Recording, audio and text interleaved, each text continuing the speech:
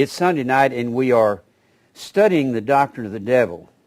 We've been on this subject for probably over 3 years, and it gets deeper and deeper and deeper. Of course, the verse we use as a theme verse is 1 Timothy 4:1. That in the latter times, the latter times is not just the end of time.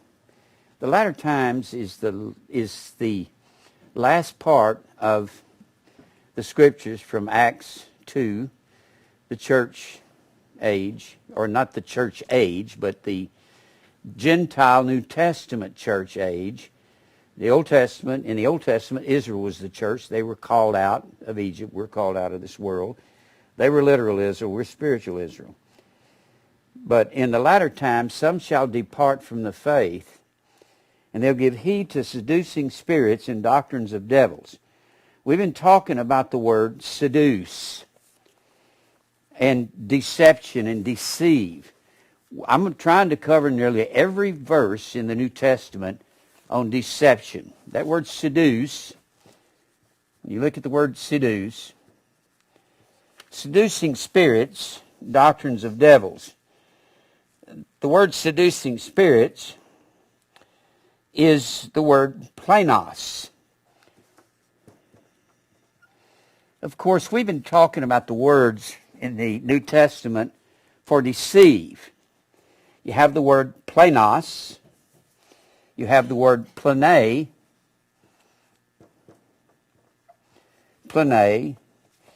and planetes, Planetes.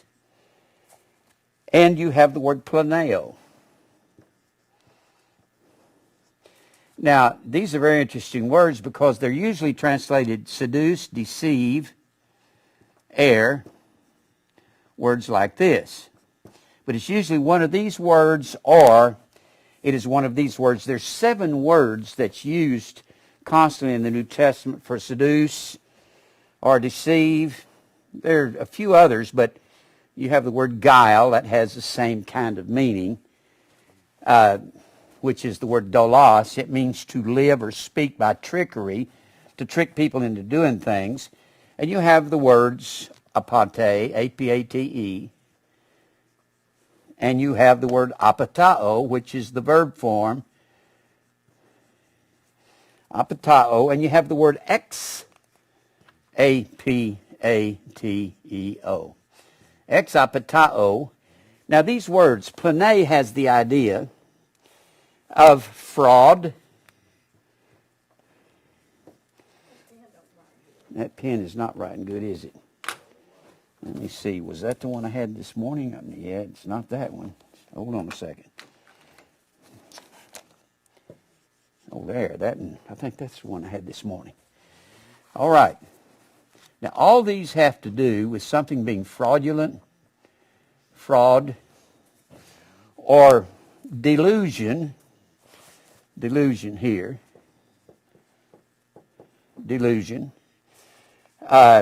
deceit, or deceivableness, and planos over here has to do with an imposter. Now, if you're going to deceive somebody, you have to be an imposter. An imposter wears a mask, puts on a nice face, talks smooth and soft, says things that seduces you in, and they don't look. Most imposters do not look like or sound like an imposter. You have to examine people very closely. It's hard to fool me like I could be fooled when I was in my 20s and 30s, even 40s. It's hard to fool me. I have people that approach me, even in the church. Jim, what do you think about this? But if you approach me that way, I'll go, no. Now, I'm not being mean when I say stuff. That's a little bit of a con even from Christians because we've learned that deception our whole lifetime. And I have people will approach me like that, and they'll get softer and quieter when they want to maybe manipulate me just a little. I see that. And I don't think it's I don't think it's so much wanting to deceive. It's man's nature to do that to get their way. That's what it is. And then planetes, we get our word planet from that. It means a rover. That's what a planet is. It roves around another planet, round. The earth roves around the sun. The earth isn't a planet. The earth is a star. The sun is not a planet, it's a star. Then that's also an erratic teacher. You can see where they get that. He roves around and never lights, and he's over here on this doctrine, over there on that doctrine. Then you have the word planeo, which means to cause people to roam from safety, to roam from safety or truth. That's where a person causes that. Roam from safety or truth. I spelled safety wrong, but that's okay. Or to be out of the way, out of the way. And the way is narrow, and that's the word thalebo. And it comes from thalipsis, which means tribulation. It causes people to roam away from tribulation, say, I don't like that persecution that you get at Grace and Truth Ministries for preaching that Christmas is pagan. Of course, this word apatao, the verb form of apate, means to cheat, or to delude. Now, it's not just preachers that are false teachers. If you live a life where you try to manipulate people with soft, smooth words, don't be offended when I talk blunt to you. I'm not angry, not at the church or anybody. I'll get real pointed immediately. What's the use of beating around the bush till I have to get pointed? I learned that a long time ago. Quit beating around the bush to a place where you have to get blunt. Go ahead and be blunt out front. That way I can be blunt without getting angry at you for trying to trick me. That way I can say, no, we're not going to do that. Now, exapatao means to deceive completely or wholly. It means to totally seduce or delude or to beguile. Now let me read this word to you, beguile, out of Webster's dictionary. Can I do that? The reason they said beguile was because that's an English word. They equate this word, exapatao, to beguile. Now, you can not only be a false teacher pastoring a church or teaching a class, you can live your life deluding, beguiling people, manipulating people, trying to have your way, trying to approach them in a tricky fashion. That's the Greek word guile. It means to live or speak by trickery. That's why Jesus said, or the Scripture says, we're let our yea be yea and our nay be nay. I promise this, Jim, I promise you this. And I will do this for you because you're special. You put for truth. Huh?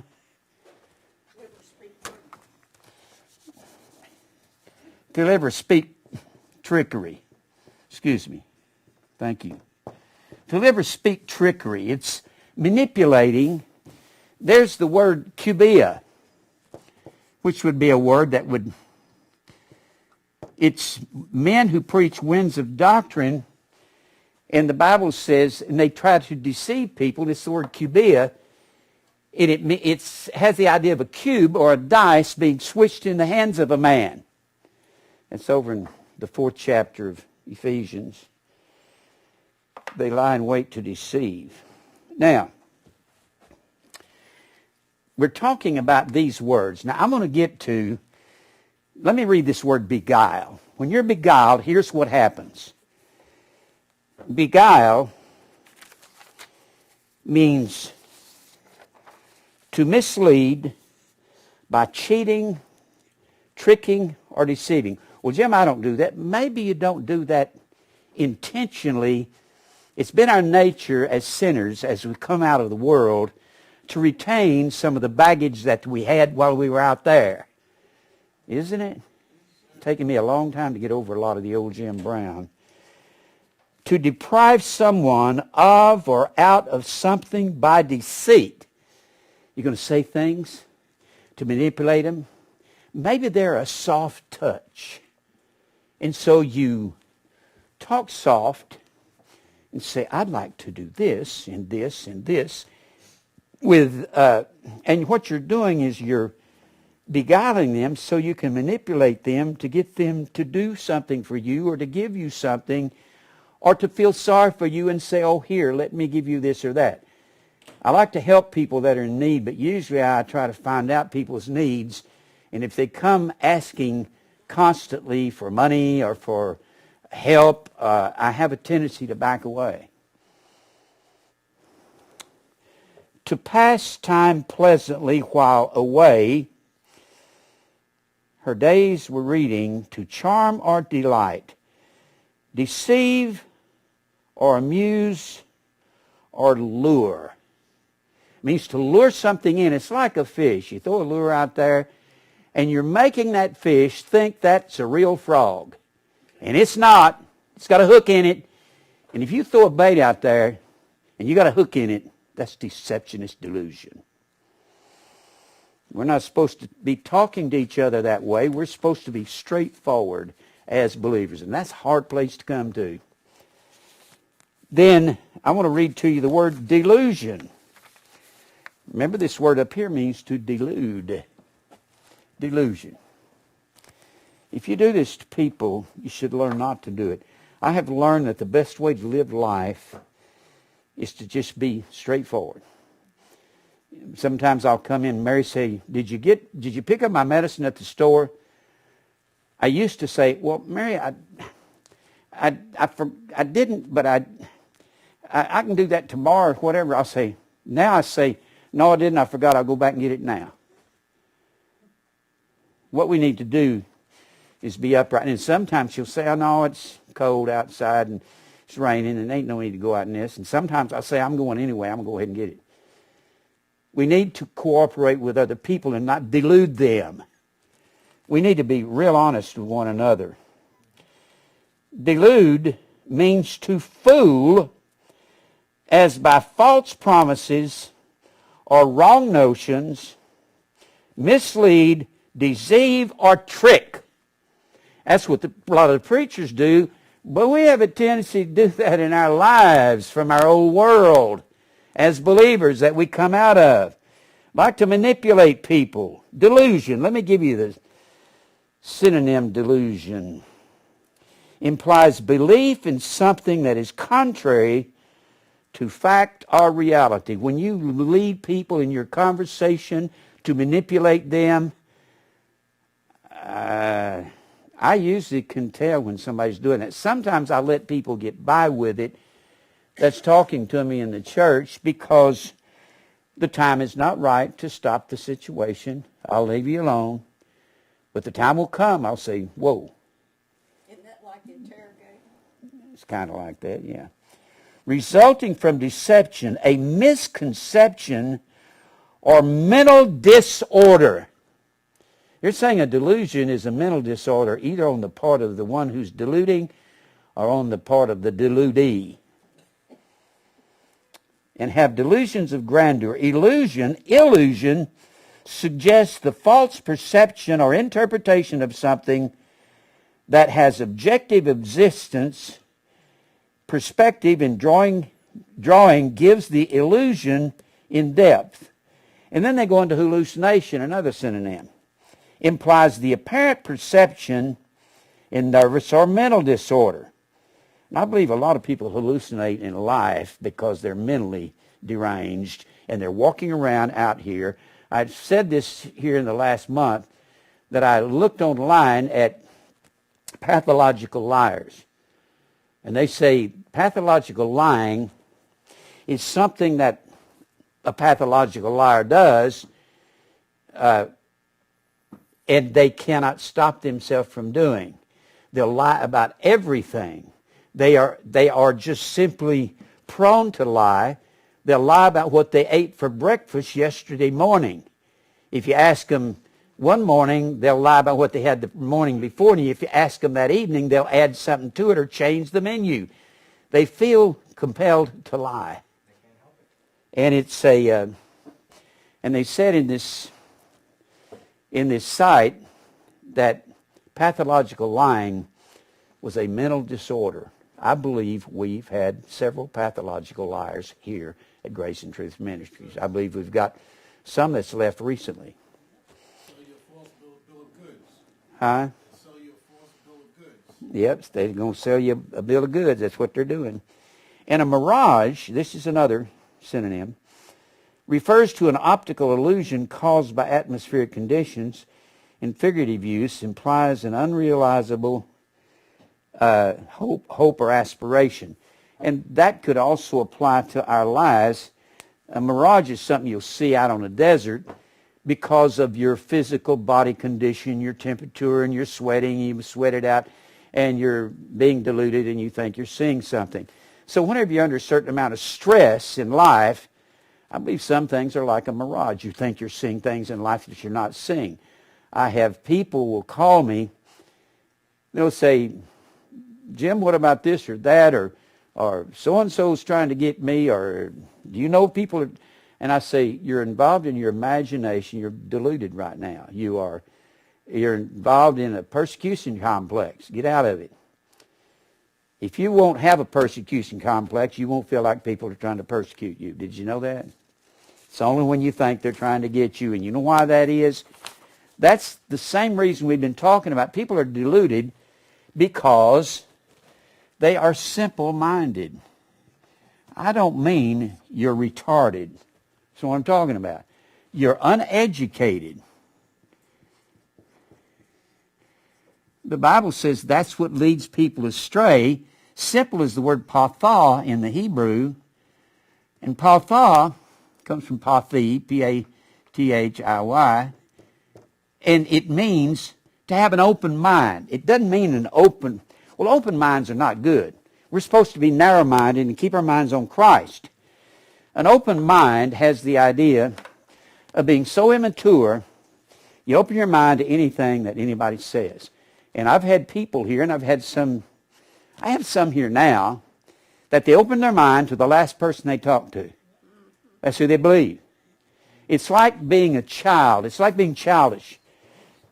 I can tell Christopher something, or Jonathan, my grandsons, and somebody else can turn around and tell them something else. And while you're talking to them, you can convince them because their minds are open. You have to become educated to get your mind closed to the truth. You got to put on truth blinders.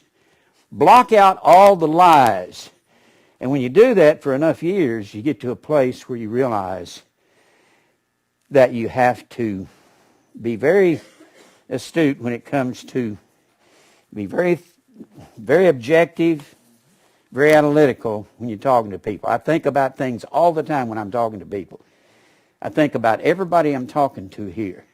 I try not to offend anybody. Some people are offended when I get real blunt with them.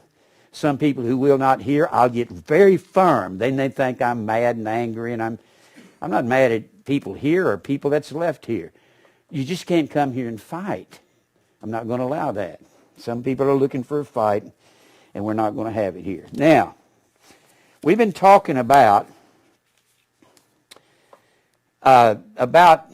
these words, and I'm going to go into the Old Testament, but I'm not going to do that right now. I'll do that later. There are a whole lot more words for deceit in the Old Testament than 7 words. There's a world of them in the Old Testament. And whenever I'm studying Old Testament and I take a word and I'm breaking it down, there's no books I like better than Psalms, Proverbs, and Ecclesiastes, because those books will tell you what men are doing, how to live, how they live. It'll tell you all about deception, and deception goes along with that word froward. There's several dozen words for the word froward in the Old Testament, and a whole lot of them will be in Proverbs. And when you find that word froward, tapuka, ava, many other words that are translated. It means to twist, distort. And a froward man distorts words. They pervert and turn the Word of God upside down. And they do that because of that doctrine of the devil. In the latter times some shall depart from the faith, giving heed to seducing spirits and doctrines of devils. Now, I want to kind of finish up. We've been on this word plane. We finished up the word planeo in the last few weeks, to roam out of the way, to be caused to roam from safety and truth. The only thing that will delude someone is not, you could say it was money in a sense, because the love of money is the root of all evil. But the love of money, philauguria, let me say something about this. Phil, A-R-G-U-R-I-A. That's the word love of money. It's one word there in that 6th chapter of 1 Timothy. One word in the Greek. It's a construction of philos and argery. Now, I've said before, it doesn't just mean a love of dollar bills. Philos means a fondness, and augury means shining or silver. Now, if someone is trying to get money from you, they'll use smooth words. They'll cry on your shoulder, and as the old saying, they'll cry in their beard and weep and tell you how tough their life is. You know how many people I got calling me, telling me how hard their life is, and I need this and I need that, and they don't know anything about the Word of God. I got all kinds of people doing that.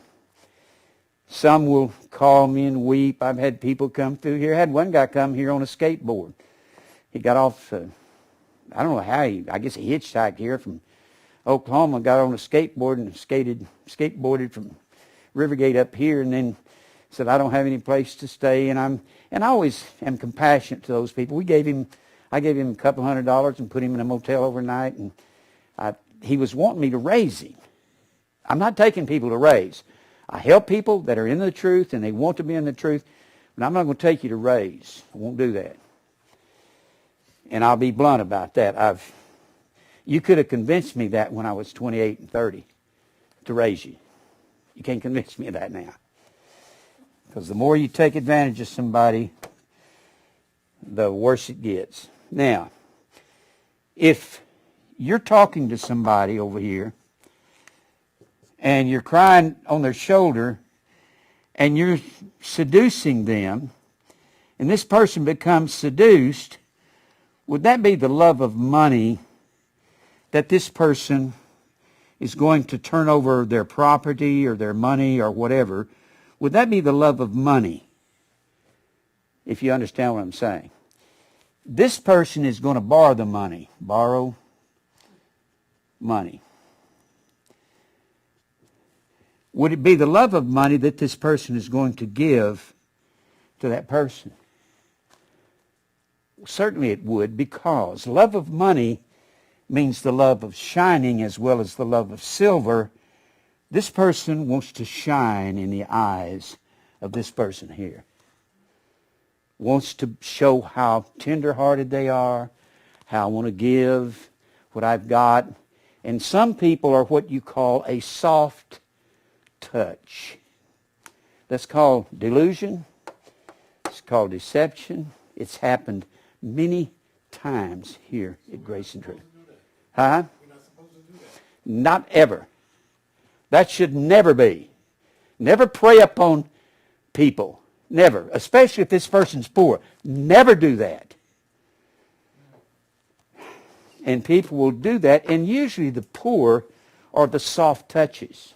They're the ones you can really put the finger on, put the touch on, get them to do something for you. They're the ones that are the weakest. They're the ones that's most uneducated about people approaching them with smooth, soft words. And they just can't say no. You have to learn to say no. If you don't learn to say no when you have kids, you're going to have problems. They're going to be on drugs and drinking and everything else. And if you're pastoring a church and you don't learn to say no in a compassionate, firm way, you have to learn when to... Pastoring a church is... Pastoring grace and truth. It's not just memorizing Greek words. It's a whole lot more than that.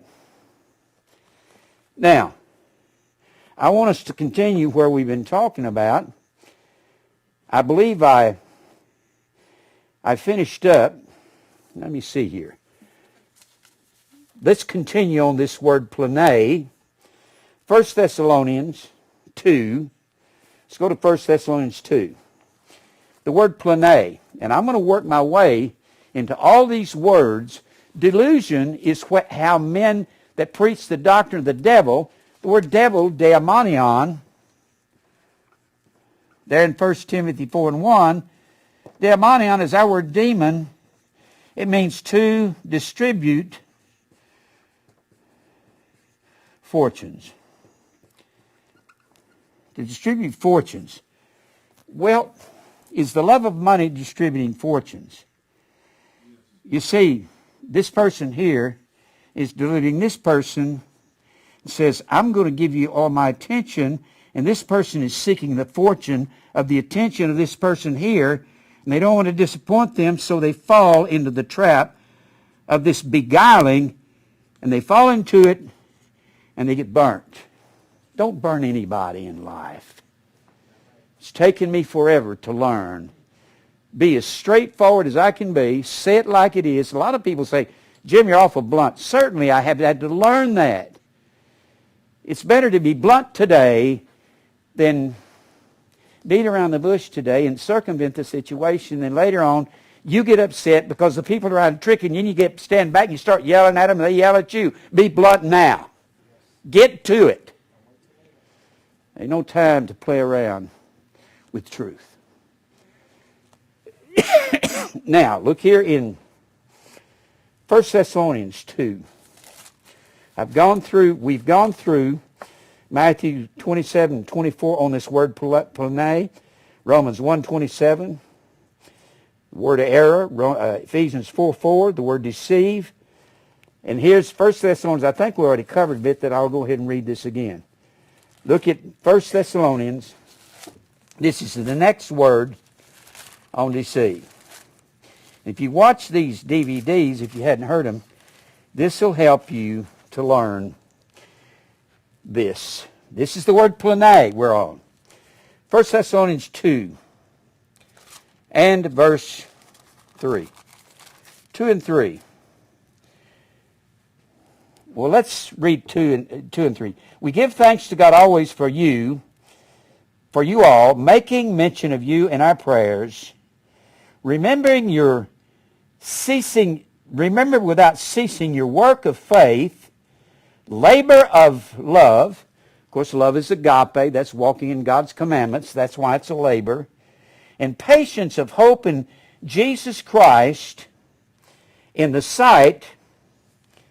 Well, I'm reading the wrong chapter. Excuse me. In the sight of God and our Father. Let me move over to chapter 2. I was supposed to be in chapter 2. Chapter 2, verse 1, 2, and 3. For yourselves, brethren, know that our entrance in unto you, that it was not in vain.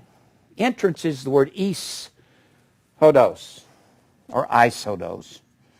Some people get upset at me for mispronouncing it. Ice. Remember, that's one of the words for in. Jesus commanded them to go into all the world, baptizing them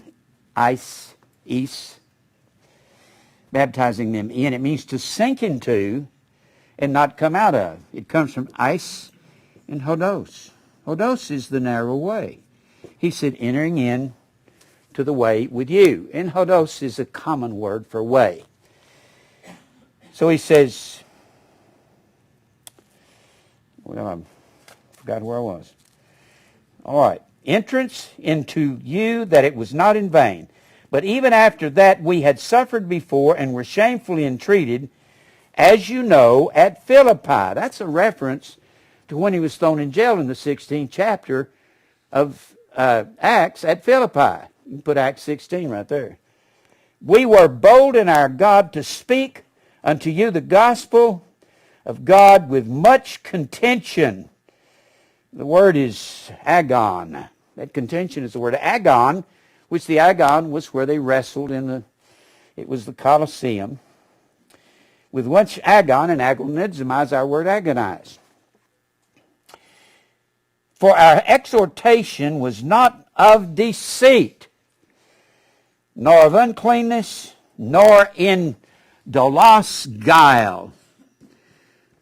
I wasn't trying to trick anyone. That's what I said a while ago. Don't try to trick people into do things because you can talk smooth and soft and you've learned you have a talent to manipulate people. Don't do that. I know how to manipulate people. I was in the music business. I was in real estate. I know how to say, hey, let me show you something here. You're going to like this. We're not supposed to talk to one another like used car salesmen. That's what it is. I will call those guys down at the drop of a hat. Do you know, you want to be different? Start being straightforward with everybody. This is not just talking about preachers. This is talking about believers just getting their life straight and straightening it up about their approach to the world. Now, but when he says but, he said we didn't approach you with deceit, plane, with fraud or deception or delusion. I've been straightforward with you, he said. You know, straightforwardness sometimes is misinterpreted as being mean. It's the best way to live. You know why? Because America's so used to, America's in an act. Did you not know that? It's an act. What do people do when they dress up fit to kill? I saw some woman on TV the other day, I think it was a soap opera or something. She had all these necklaces down here, and she had a big red wig or something, and she was dressed fit to kill. And I looked at her face, and it was an attractive face, but not beautiful. And I thought, you're acting. You're pretending to be more beautiful than you actually are. When you start looking at some of these women or these men, look at their faces. Don't just, they'll talk about how beautiful someone is because they've got on beautiful clothes. That don't make you beautiful, or that don't make you handsome. Does it? Pretty feathers make a pretty bird. Huh? Pretty feathers make a pretty bird. Yeah, pretty feathers make a pretty bird. I don't know about that. Well, they do. If they got an ugly beak, it don't. He's got a big beak, but he's beautiful. Okay. All right. Mary likes animals. She's defending animals. Now, let's go over to the next word. He says, but we were allowed of God to put in trust with the gospel. Even so we speak, not as pleasing men. We're not out here to please men. We're not. Deception pleases men. That's what it does. You please somebody to get what you want out of them.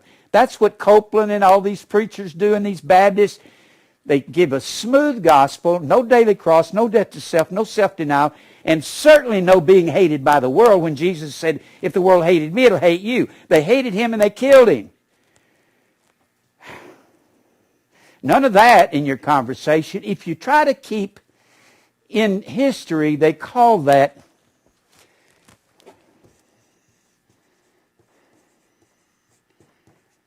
batterlizing.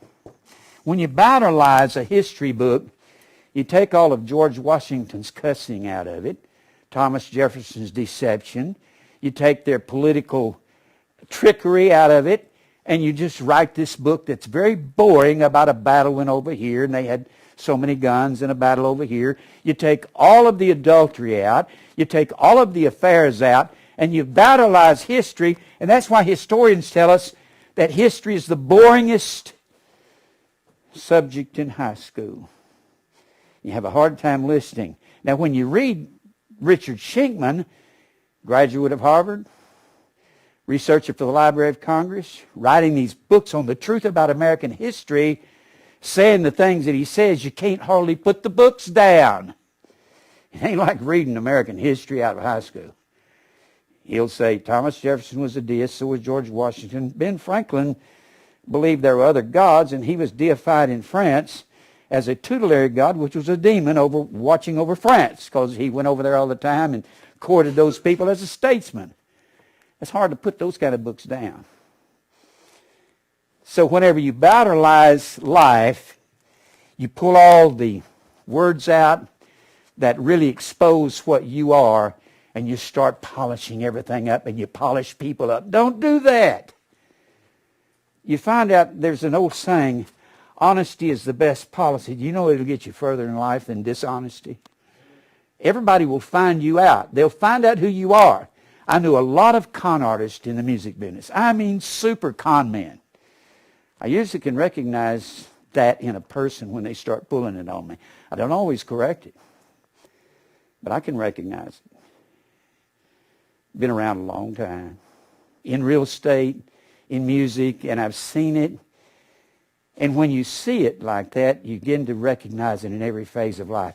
We're living in a world full of actors. That's the idea of the big cars and the big houses. And look at me. I've decorated myself with this home and these diamond rings and these furs and these Mercedes and this lake home and this chalet over here. Don't I look prettier this way? No, you look like the world. And when you come to that place, when God matures you in the faith, and He brings you to a place where you can recognize the world is putting on an act. The world is hypocrites. You see, I've been in real estate. I've seen these. Hi, Susie. Hi, John. How are you doing? It's good to have you here at our open house. It's good to have you here at these awards dinner up here. And I see them down at the real estate messing around with each other behind the scenes and talking about their clients and making fun of them, of a client, and cussing and hugging on somebody's wife. I've seen that. Went into one real estate company. Said, is anybody here? Walked in the back. I said, whoops. And some guy was hugging another man's wife back there, kissing on her. Well, they're not what they look like out front. Neither is anybody. The Bible says all men drink iniquity like water. That means fancy people. Fancy is the word that means imagination. They're involved in their imagination. They've got themselves decorated to the hilt, and they think that's acceptable not only in the eyes of God, but in the eyes of men. It's not. Now, let me get back to this. And he says, when we didn't come to you with deceit, he goes on to say, for neither at any time, in verse 5, this is connected with the deceit up in verse 5 and with the guile in verse 5. He said, we didn't come with guile or deceit, for neither at any time used we flattering words, as you know, nor a cloak of covetousness. God is my witness. I don't use a cloak of covetousness. I am blunt to the point at all times. I'm trying to teach people here. I'm not saying be crude. I'm not saying be mean. Get to the point. Don't talk around in circles because you don't want to offend somebody. It's better that they be offended today than tomorrow. Because tomorrow there's so many more things going to happen concerning this situation. Neither at any time used we flattering words. Another word flattering is the word kolax.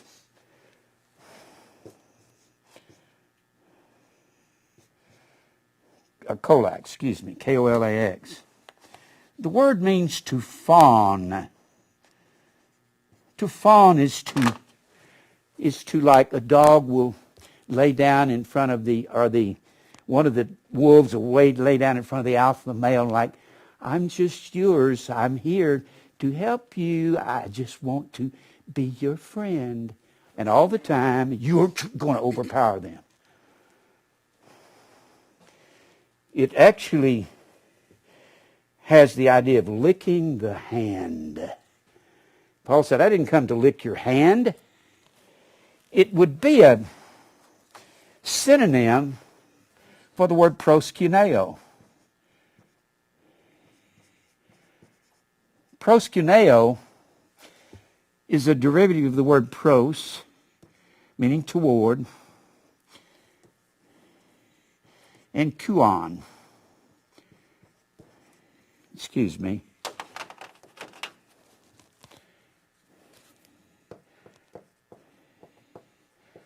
This is one of the words worship.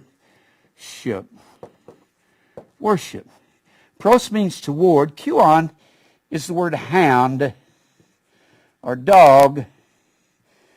And it means like a dog comes up and starts licking the hand and worshiping somebody. If somebody comes up to you and starts worshiping you, hi there, buddy. Hi, pal. How you doing?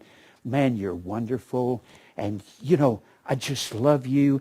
And they just always saying, you're just the greatest thing. And that's completely unnatural.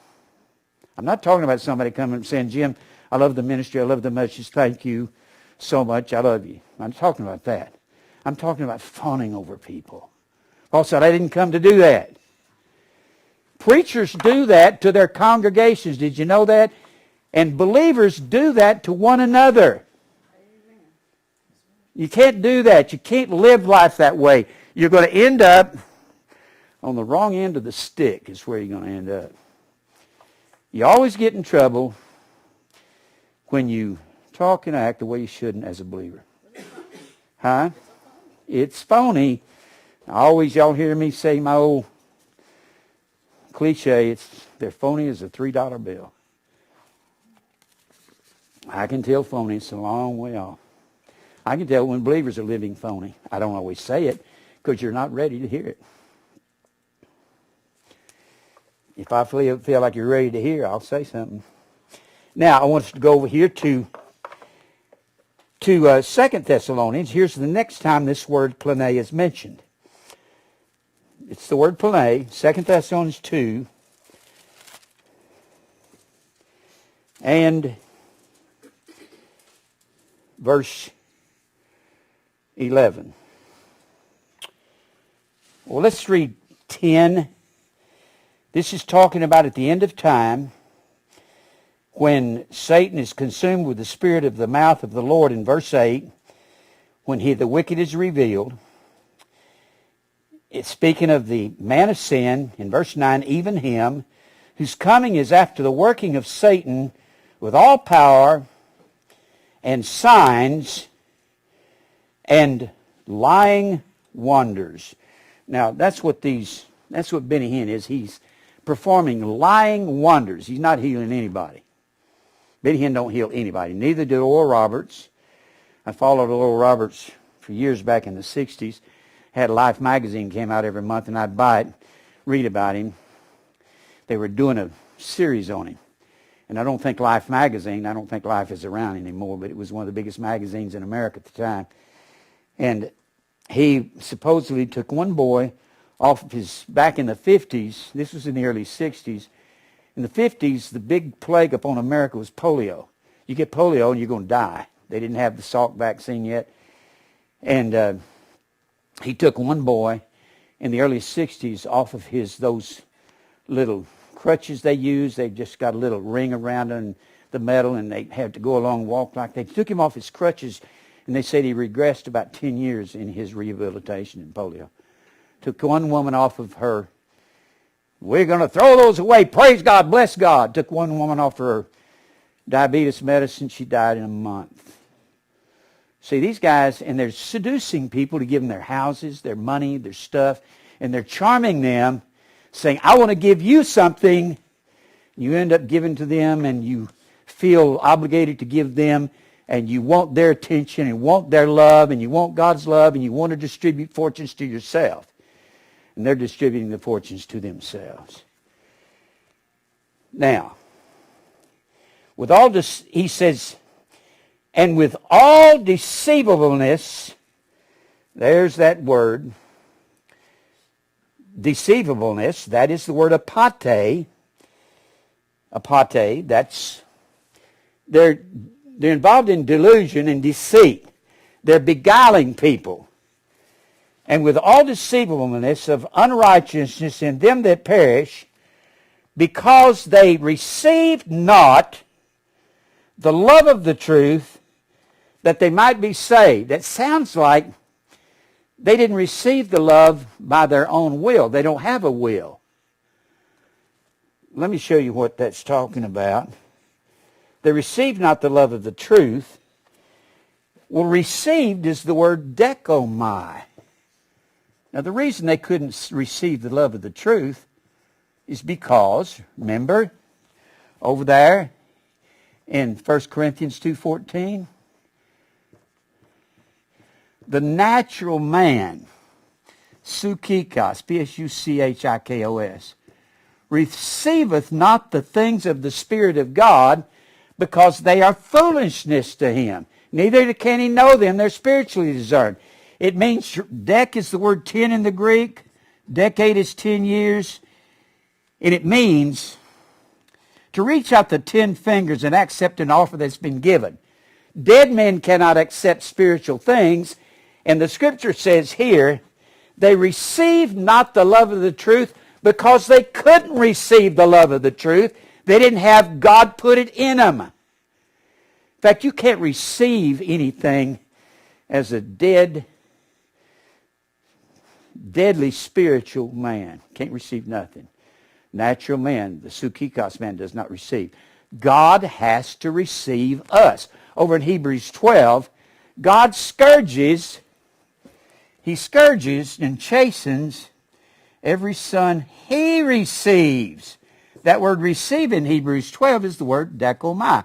God does the receiving, we do not. He does the accepting, we don't.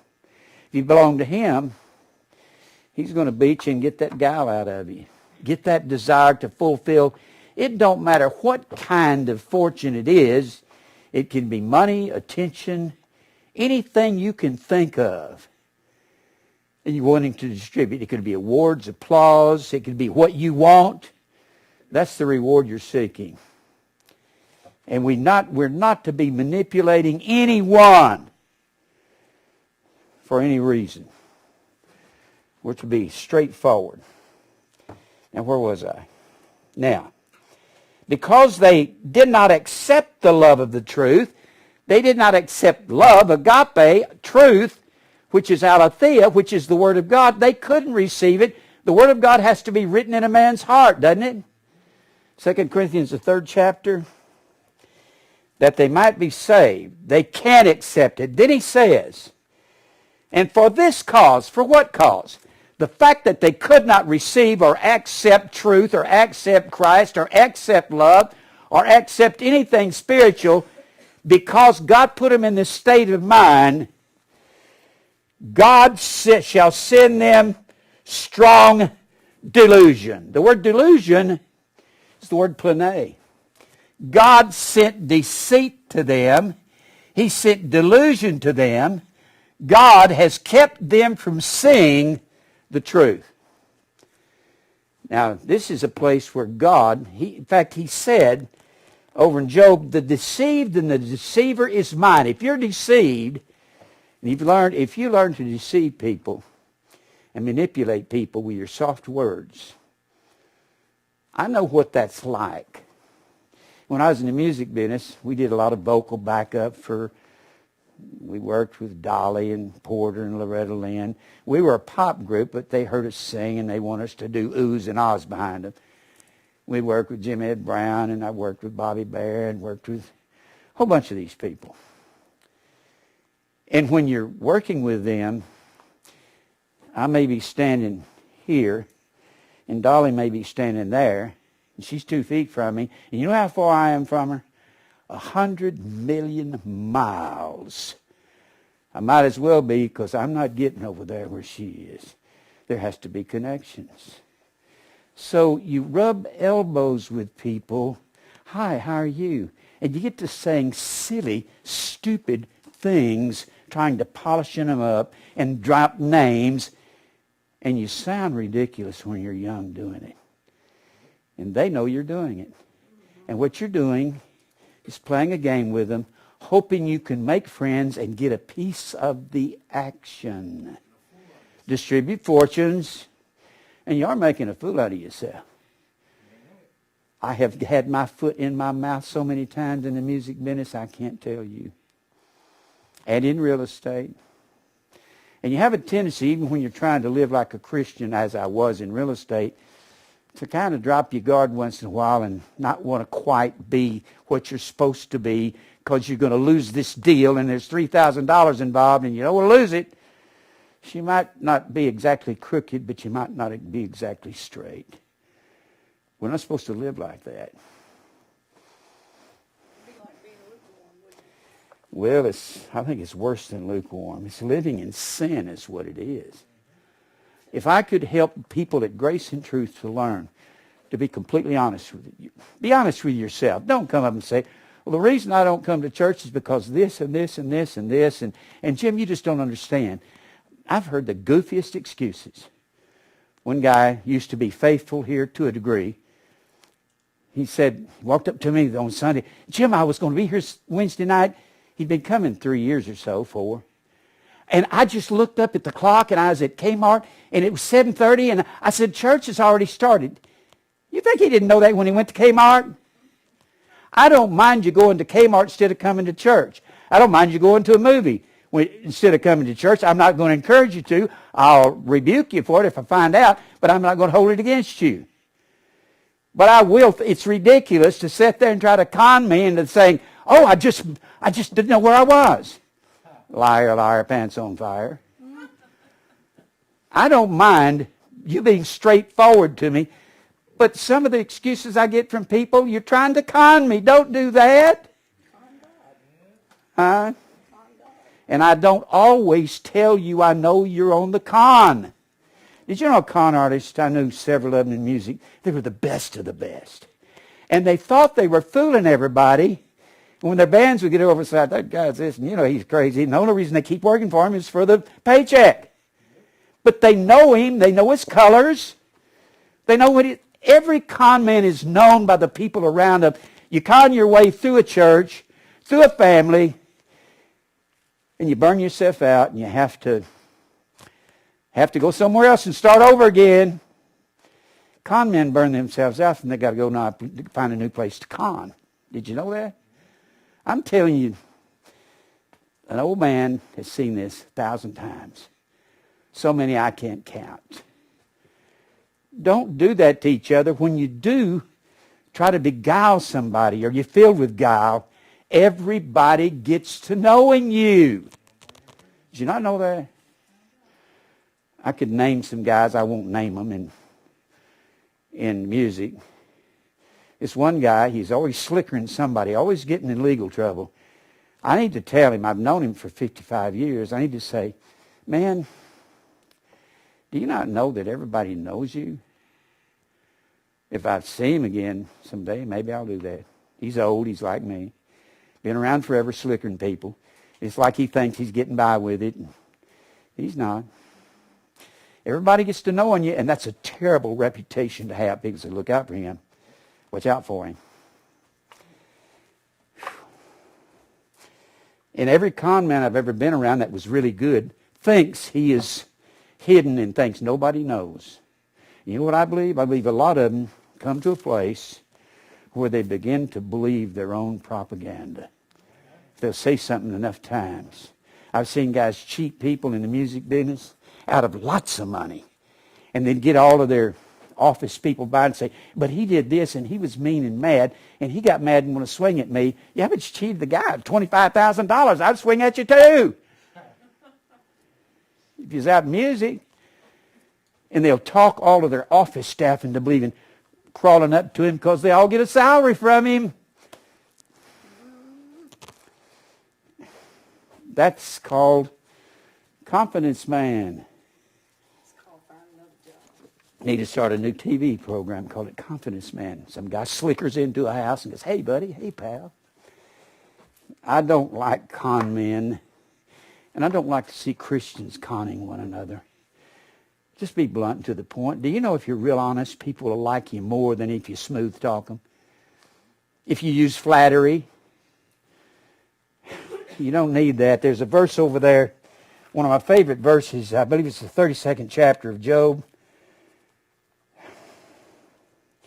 It's a con to do this. 32nd chapter of Job. I think I read it a week or so ago. But this is one of my favorite verses out of Job. And if my doctors knew I felt like this, they might adjust their titles. 32nd chapter of Job, verse 21. Let me not, I pray you, accept any man's person, neither let me give flattering titles unto a man. Doctor, DD, that's Doctor of Divinity, I call it dead dog.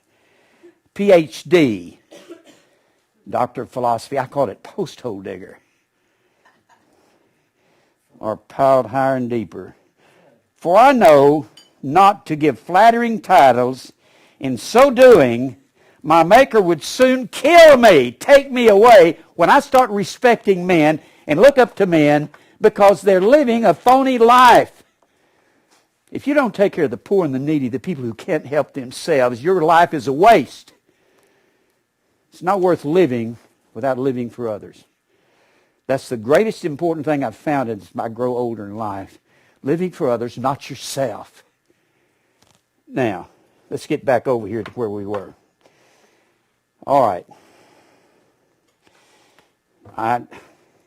People got to have titles behind their names. I sold real estate, and everybody's going to real estate seminars. I'm going to get a CRS and a CRI and a DDI and a LLD and all this. And I'm saying, I don't have time to go to school to get titles. I'm too busy selling real estate. They're going out there getting titles. I got all these titles. Look at there. Well, can't you sell? Well, I don't sell much. Well, go back to school and get another title.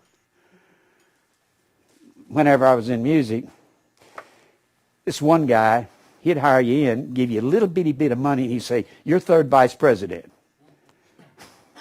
That'll make people happy, won't it? I'm third vice president. Can I tell my wife, you can print it on a card and give it out to people? Well, how much am I going to make? Well, whatever you can pull in. It might be $20 a week. Or be sure and give them a title. They'll like it. I hope you can understand, we do that to each other in the world. I hate it for people to come up and trying to put the make on me and trying to think I'm a soft touch. I am not a soft touch, even though I help the poor and the needy. I'll find you out pretty quick. That's not a boast. I'm just old and experienced. I can tell the tone in a person's voice when they change it. Now, where was I? Verse 11. Verse 11. I'm in 2 Thessalonians. Verse 11. For this cause. For what cause? The fact that God did not accept them, and they cannot accept love and truth because it's not put in their hearts. Because God fixed their hearts with no truth in it. That's the way God deceived them. God set the strong delusion that they should believe a lie. God will deceive the vessels of wrath fitted to destruction. And He'll deceive you when you think you're being successful, when you're manipulating people. Never manipulate people. That's what Kenneth Copeland does. That's what T.D. Jakes does. They manipulate people for all that money they get. But a lot of believers do this on a smaller scale. That they all might be damned. Well, then God says, for the cause that I sent, a delusion, I have deluded them and cheated them out of eternal life that I didn't want them to have. And people say, I don't like that. I know you don't like it. I know you don't like predestination. Most people don't like, you know what he's saying here? I have deluded the vessels of wrath fitted to destruction. I fitted them to destruction. I gave them a mind to destroy them. And I've deluded them. It's okay for, well, does that make God a sinner? No, He can delude who He wants. Hath not the potter power with the clay of the same lump to make one vessel unto honor and another than to dishonor, if that's what He wants to do? Who art thou that repliest against God? Shall the thing formed say to him that formed it, why have you deluded me? He says, you shut your mouth, I'm putting you in hell. Whew. He sent them strong delusion, strong plane, that they should believe a lie. Not that they might believe a lie, they should believe one. That they all might be damned who believed not the truth, because it wasn't put in their hearts by God, but had pleasure in unrighteousness. But concerning you Thessalonians, we are bound to give thanks always to God for you, brethren, beloved of the Lord, because God hath from the beginning chosen you, and He hasn't chosen those that are deluded. He's deluded them. Don't delude one another. Don't beguile. Chosen you to salvation through sanctification of the Spirit and belief of the truth. You just wasn't chosen to be a heaven. You're chosen through hagiosmos. That's the word sanctification. And belief of aletheia, truth. Taking off the cover. Hagiosmos comes from hagios, which is the word holy. It means to be pure or single. God's going to purify you through the fire, through the trials. He's going to cause your faith to grow, your faith to increase. And it's through all of this work that He's doing in our lives. Whereunto He called you by our gospel to the obtaining of the glory of our Lord Jesus Christ. Now, I want us to go to the next word in the list. We're just hitting all these words concerning deception. What did I do with my paper? Here it is. All right, next word in the list. Over here in James 5. James 5. This will tell you something about being deceived. Learn not to deceive one another. Use great plainness of speech. Seeing we have such hope, we use great plainness of speech. Plainness is the word parrhesia. It means to be blunt, to the point. But let me explain something about that. Blunt does not mean to be harsh. It does not mean to be cutting. It means get right straight to the point and say it, and quit trying to figure out how to say something to somebody. If you know the truth and you're honest about it, be tender but firm. When you're talking to one another and dealing with people, you're going to find, you know what people will begin to say about you? You know, you can trust that guy there. He'll tell you the truth regardless. Now, people know that's the way I am. Anybody in town will, if they start to ask me something, I say, I'll tell you. If they know when I tell them, that's the way it is. If I say something, there's an old saying. Beretta used to say it on the TV. You can take that to the bank. My word, you can deposit in the bank. I will either do it or I will die trying to do it. I will not back up on you, talk slick to get my way with you, and back out on you. Even my father said one time, he said, he saw me hold on to some of my friends who were sinking. And I could have walked away in the middle of the ship sinking. My dad, who's real loud and boisterous, he looked at me and he said, you always go down with the ship, don't you? I said, every time. I will not forsake my friends. And when you've been here, and you've been my friend, and you've started trouble with the church, gossip, said things that weren't true, you're looking at a man who would have been the best friend you ever had. I would have been honest with you the longest day I lived. You sold me out of jealousy and envy. You lost. My wife will tell you that. You know what I've found? It's the best way to live. Christ-likeness is the only way to live. Never deceive. Never say something you're not going to go through with. If you can't go through it, just say, I'm apologizing. I've tried everything. I've done everything I can, and I'm sorry. But be sure you do everything you can to do it. If I promise something, I'm going to do it or die one. Now, where was I? James. Huh? James 5. All right. Well, I think I went through this already. I jumped and skipped ahead.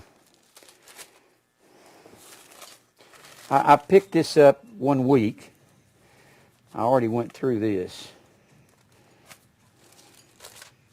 James, the 5th chapter, when he says here in verse 20, we talked about this. James 5 and 20. Let him know that he which converteth the sinner from his error of his way, the word error is the word plane. Error means this is a believer that's gone off and wandered off in sin. This is not an unbeliever. This is not an original conversion to truth, because the previous verses are talking about this very thing. That when the sinner from the error, or from the plane of his way, shall save a soul from death, not spiritual death. Death, thanatos, means separation. He's saved a man from being separated from God, and shall hide a multitude of sins. If you talk to a person who's fallen away from the truth, and they're living the way they want to live, and you talk to them straight, not with a con on, not with the persuasive words, not beguiling, and you talk to them, and you pull them out of that, the sin that they were going to stay in, you're going to cover that multitude of sin. That's what it's talking about. Sin that they wouldn't continue doing. You see what I'm saying? Now, let's go to the next verse. To 2 Peter, we've already covered this to a degree. 2 Peter 2. 2 Peter 2. And this is the error of Balaam. 2 and verse 18. Verse 18.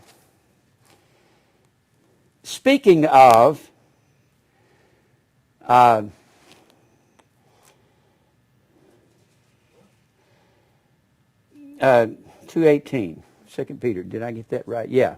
2:18. For when they speak great swelling words, this word swelling is the word phathangomai. Remember the word apophathangomai? It means to set apart a word. It's the word apo, P-H-T-H-E-G-G-O-M-A-I. That's in Acts the 2nd chapter. They all spoke with other tongues, heteroglossa, as the Spirit gave them utterance.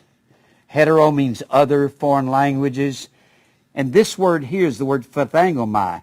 In Acts 2, it's the word apo, means a complete setting off of words. And this means to speak so clearly as to be easily understood. This is the same basic word here. It's the word phathangomai. When they speak great swelling words of vanity, mataiotes means depravity, transientness. When they speak these words of vanity, they allure dialadzo, to entrap someone. These are the natural brute beasts that are made to be taken and destroyed. Previous in the chapter, this is also wells without water, clouds that are carried about with a tempest. There's no Holy Spirit, no water in the wells, to whom the mist of darkness is reserved forever. So these are vessels of wrath fitted to destruction. That's who it is. Through the lust of the flesh, through wantonness, these were clean, escaped from them who live in error, plane. These are men who came out of the world. They came out of the world, came to church. They were clean escape from these people. This is the world they came from. And they come and sit down in the church, and they feast with us. And they're sitting on the pew there. And they're sitting there, and they're feasting with us. And they were escaped out of the world, and their spots, they're natural brute beasts, born to be taken and destroyed, and they're sitting here in the church. I believe we've had some spots on the love feast sit right here. Well, let me tell you what he says about that. He said they have escaped being deluded while they promise them liberty. There's two sets of people here.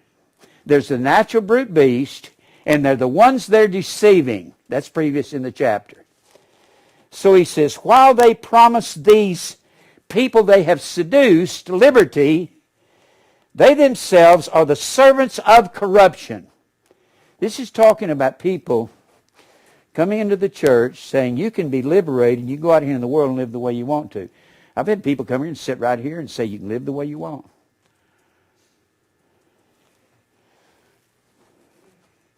And after they have escaped the pollutions of the world through the knowledge of the Lord and Savior Jesus Christ, they come here and learn the Greek words, learn history, learn these things, and say, hey, I love the truth, but they will not do them.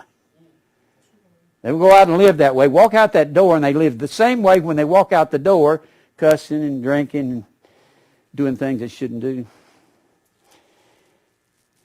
And they escape. This is not believers. These are the natural brute beast up here in verse 12. These are the same people.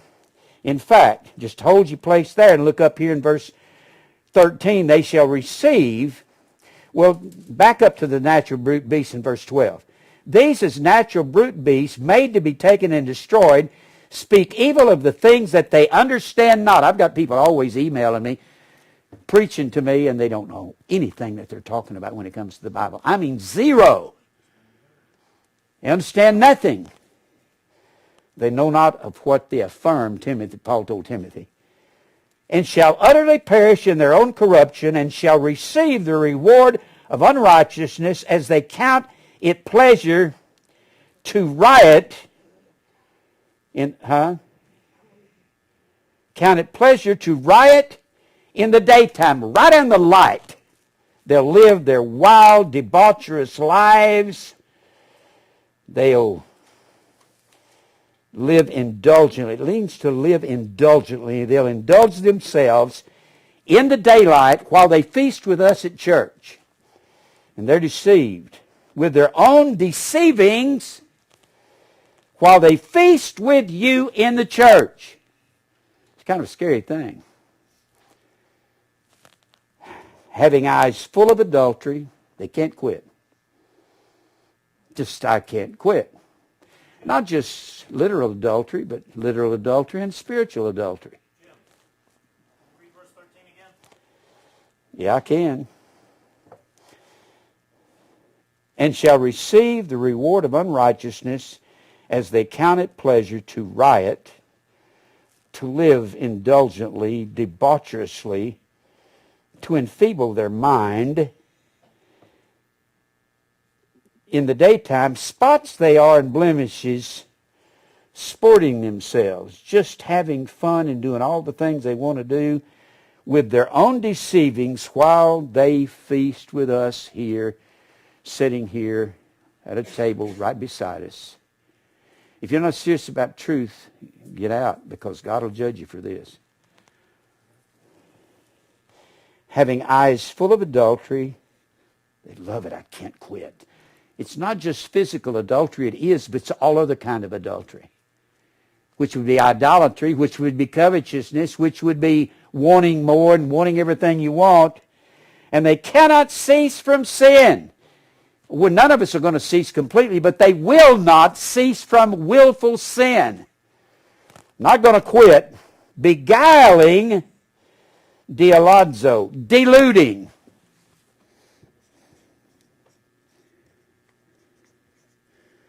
Deluding. Now this is very important. People who are beguiling unstable souls. Unstable is the word astektos, A-S-T-E-K-T-O-S, S-T-E-K-T-O-S. The way men are beguiled and tricked and cheated and lied to is because they are unstable. They're vacillating.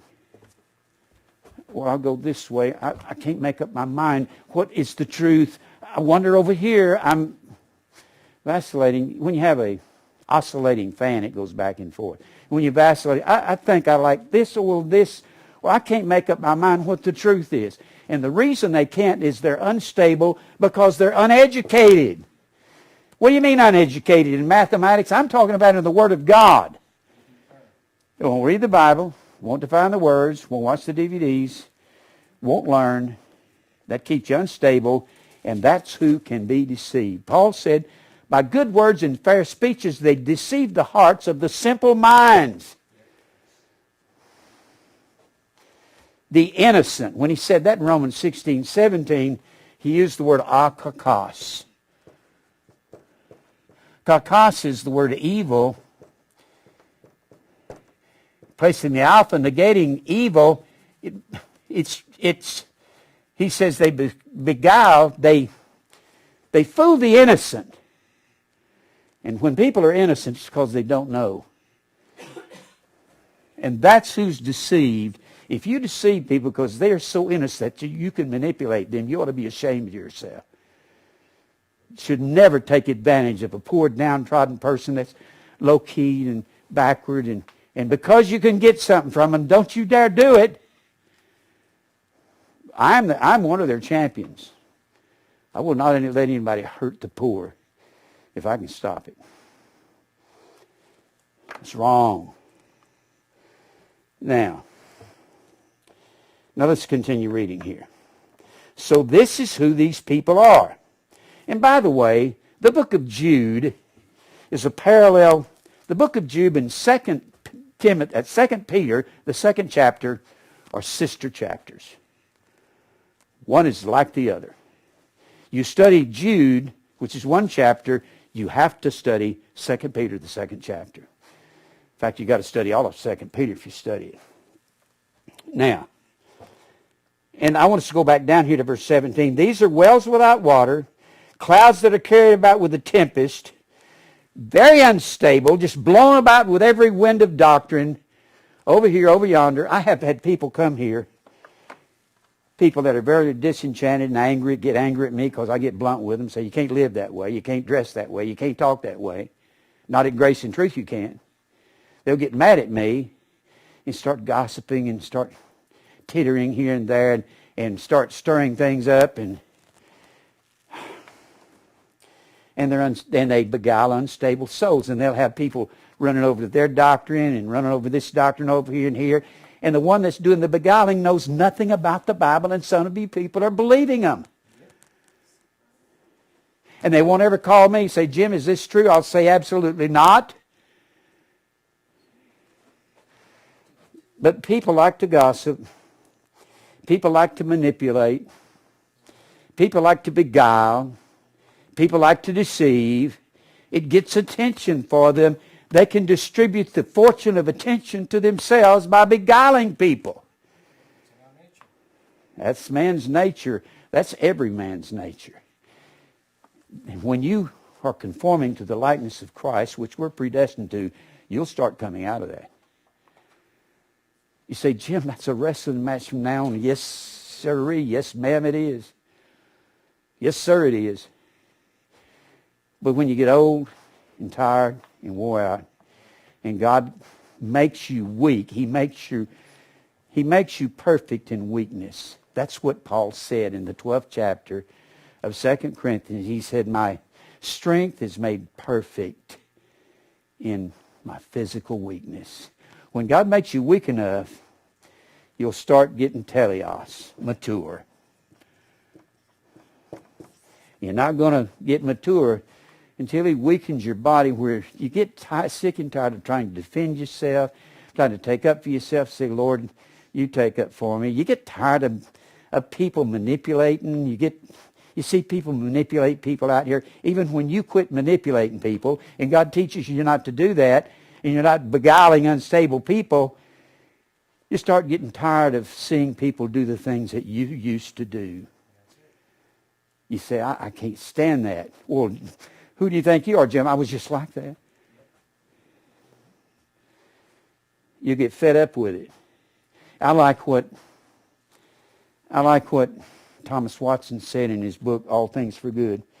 He said, when you go through all these trials and tribulations, and you see people doing some of these things like you used to do, he said it'll make you run into the arms of Christ, and you'll be just appalled at when you see people doing some of these things. And such were some of you.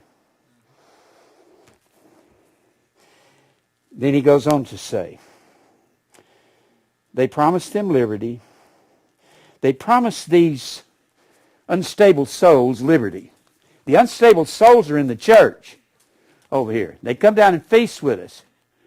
And they're beguiling them. And they're deceiving them. Saying you can go out and live the way you want to live.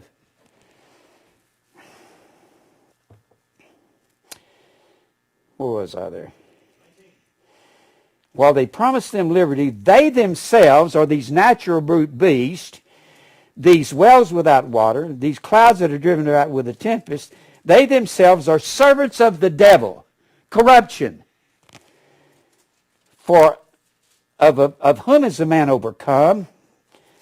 Of whom is a man is overcome, the same is brought into bondage. If a person overcomes you in the church, if they overcome you and they drag you out here into the world, if they overcome you and drag you out, you are their servant. If you rub elbows with the wrong people until you're trying to get some of their action, a piece of their action, and you continue to move out there into the world, you become locked to them and their ways, and evil communications corrupt good morals, and you become the servant of these people. You may not call it a servant, but you're serving their purposes and their causes and their goals. Can't do that. For of whom a man is overcome, he's in bondage to that man. Know ye not to whom you yield yourselves servants to obey? If you start obeying one of these vessels of wrath, one of these natural brute beasts, you are in bondage to them. There's people that's associated with this ministry that have started to follow voices that have come to this ministry, and they're spewing out all kinds of corruption from their mouths. And it's smooth, and it looks good, and they go on the internet, and they write all these verses down, and it looks and sounds good, but there has no sense to it. I say it's garbage. And they listen and they follow them. And you're beguiling unstable souls. You very well may be a spot on the love feast. For if after they have escaped the pollutions of the world, that's the person in here, in the church that's sitting on the bench here. He's escaped the world out here. After he's escaped here's the deceiver here. He's escaped the world. He's seducing this person here. This is an unstable soul. They're not smart. They're not educated enough. He's saying, after the natural brute beast has escaped the pollutions of the world, he's gotten away from the world out here and come down and sat with us and feasting with us and pretends to be a believer.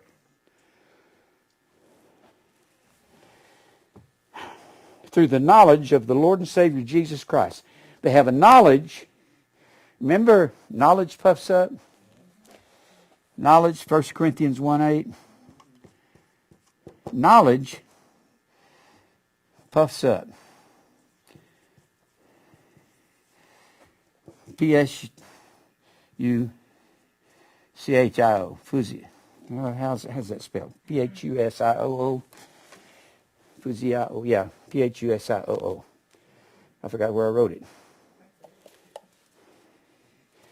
P-H-U-S-I-O-O. Puffs up means to inflate with conceit. Just means to puff oneself up. Just having knowledge won't do you any good. Agape edifies. Charity edifies, which is agape, and that's walking in the commandments of God. 2 John 6, this is agape, that we walk after His commandments. He says you have to have agape, not just knowledge, because agape is having the knowledge and doing it. That's the point right there. You got to have it and do it. Just having the knowledge, that won't get you into heaven. We've had people come here, had one lady come here, and I'd say, now, what's that word? That word prayer. And she'd say, proseuchomai. And I'd say, predestinate. She'd say, prohorizo. She could do all that, but she'd smoke and drink outside the church. Knowledge ain't going to help her. Won't get you to heaven. That's what he's saying here. These natural brute beasts, they've escaped the pollutions of the world through the knowledge, but they're not doing it, of our Lord Jesus Christ. They again are entangled therein. They go back to the world and they're entangled. That's an unbeliever feasting with us. It's a vessel of wrath. They've been deceived. God's got them deceived. They're spots on the love feast. They again are entangled therein and overcome. The latter end is worse with them than the beginning. It's worse for them to have gone into the church, heard the truth, went back to the world. This is a lot worse than if they'd never come. You understand what I'm saying? That's what the Bible's saying. For it had been better for them not to have known the way of righteousness than after they have known it to turn from the holy commandment. After they come and sit down with us, turn away from it and go back to the world. But they can't come in because God has deluded them, sent a strong delusion that they'll believe a lie because they did not accept the love of the truth because God did not accept them. He did not receive them. And then the verse that always bothers everybody is the last verse of this chapter. But it happened unto them, unto who is the them? Spots on the love feast. Clouds that are driven about with a tempest, wells without water, to whom the mist of darkness is reserved forever. It happened unto these natural brute beasts, according to the true proverb, the dog is turned to his own vomit again. A dog was a term for unbelieving Gentiles. He's turned back to the world, to his vomit. Let me tell you something. God never, well, I'll go ahead and read that. And the sow that was washed to her wallowing in the mire. God never referred to his people as dogs and sows. Sow was an unclean animal. A dog was an unclean animal. And God's people have never been dogs and sows. We are sheep. So it's worse for those people. They've been deceived, and they've beguiled and deceived unsaved souls, even in the church. And there's a lot of people that have come here, and you've been tricked by somebody's smooth, soft words. You've really been led away. So vessels of wrath are pigs that come out of the dirt, get washed, and go back into the Well, yeah, they're like a pig over here. They're in the world to begin with. They're a pig. They come to the church. The preacher bathes them and puts some perfume and cologne on them, puts a ribbon around their neck, but they're still a pig, and they have to go back to the mire. They'll come and sit down with us. There'll be wolves. There'll be pigs. And they'll convince themselves that they're okay. And they'll beguile unstable souls.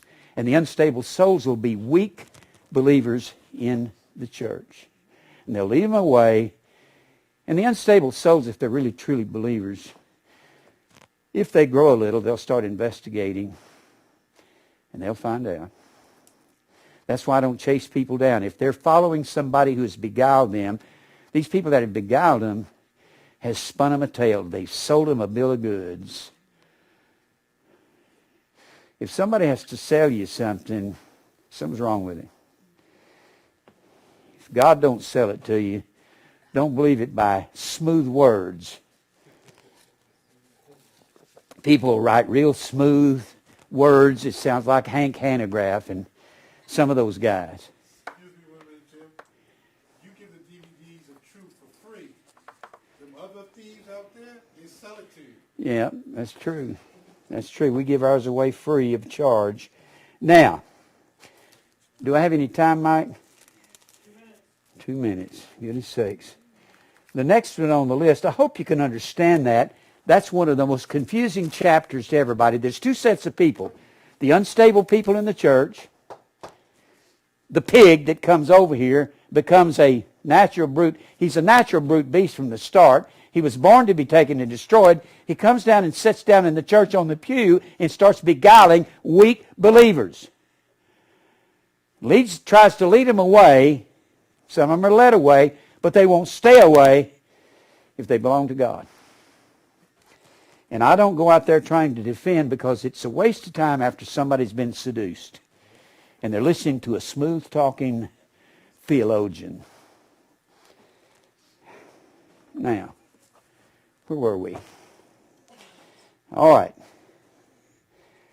The next verse is 2 Peter 3.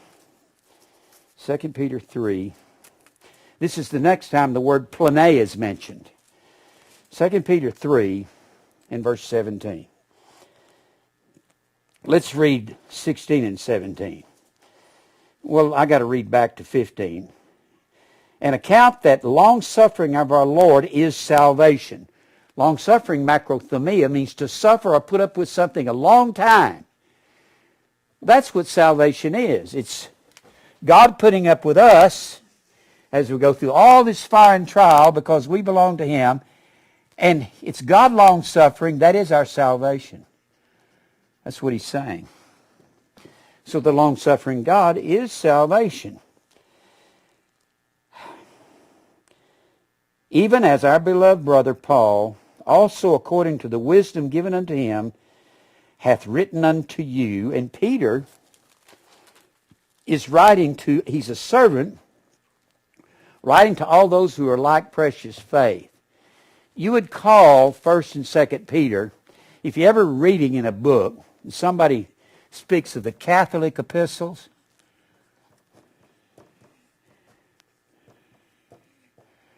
that would be an epistle. The word Catholic means universal. That means an epistle that goes to everybody in the world. Roman Catholic Church is the Roman Universal Church. But Catholic is not a bad word. It means universal. And the church is universal. So a Catholic epistle would be an epistle like 1st and 2nd Peter that wasn't written to any particular church people. If you look at 1 Peter, the first chapter, Peter, an apostle of Jesus Christ, to the strangers scattered throughout Pontus, Galatia, Cappadocia, Asia, and Bithynia. That would be called a universal epistle or a Catholic epistle. James would be called a Catholic epistle, a universal epistle. When you read that in a book, that's what it means. Now, where was I? 3:17. 16. And he says, Paul, according to the wisdom given him, that hath written unto you, as also in all his epistles, speaking in them of these things, in which are some things hard to be understood. It means they're difficult to understand. Well, they are when you're unlearned and ignorant. Which they that are unlearned and unstable rest. Streblao, S-T-R-E-B-L-O-O. It means they wrench the Word of God. Huh? It means to torture the Word of God. Don't torture the Word of God by living and talking like you shouldn't. By beguiling people and smooth-talking people. Don't torture. That's a torturing of truth. Let's don't fool each other. Let's be as honest as we can be. And don't be so offended so easily. We need to quit being that way. And men are unlearned amathes, A-M-A-T-H-E-S. It comes from mathetes in the alpha privative. They're unlearned. Mathetes means to learn. That's a learner or disciple. They're unstable and they rest. As they do, rest means to twist or to torture the word. Also the other scriptures unto their own destruction. Yet ye therefore, beloved, seeing you know these things before, beware lest you also being led away with plane. I'm telling the church, beware. It can be somebody right here in the church leading you away. A lot of people, do you know most people that come to grace and truth, and they have the preconceived idea that they are theologians and scholars, they come here, stay here for 3 or 4 years, say it's time for me to become Jim's critic and start telling him what the Bible means. He hasn't studied this before. Let me lay the law down to you, Jim. Well, you're laying it down to the wrong guy. I know a whole lot more about the Bible than you learned from me in 4 years. I dare say most of you hadn't even heard me preach this second chapter of 2 Peter. Have you? It's been years since I've taught on it. Huh? What? Over 10 since I've preached on this. Long time. Don't think I don't know anything about it. I've covered a lot of territory in 59 years. And he says, being led away with the plane of the wicked, fall from your own steadfastness. He's saying you can be steadfast in the word and you can fall because you're unlearned. And one of these pigs will come over here and lead you out and away from the truth because they got smooth, soft words, and they're going to put the charm on you and enchant you. Don't listen to enchanting words. They're dangerous. If it's a car salesman, a real estate salesman, an insurance salesman, one of your friends at church, the person where you work with, preachers, politicians, doctors, check and find out. Educate yourself and find out whether you're being fooled or not. Let's pray. Father, thank you for truth. Lord, help the church to grow up and mature, not be led off by these winds of doctrine, unstable, unlearned. Lord, I pray for the flock that you'll strengthen them. Cause them to get a hold of this message, these words. I really love the sheep, Lord. I want them to learn the truth as much as possible before I'm gone from here so that they can stand. Lord, lead us to your elect. Open up doors for this ministry. And I'll keep preaching these words, Lord. We'll give you the praise in Christ's name. Amen.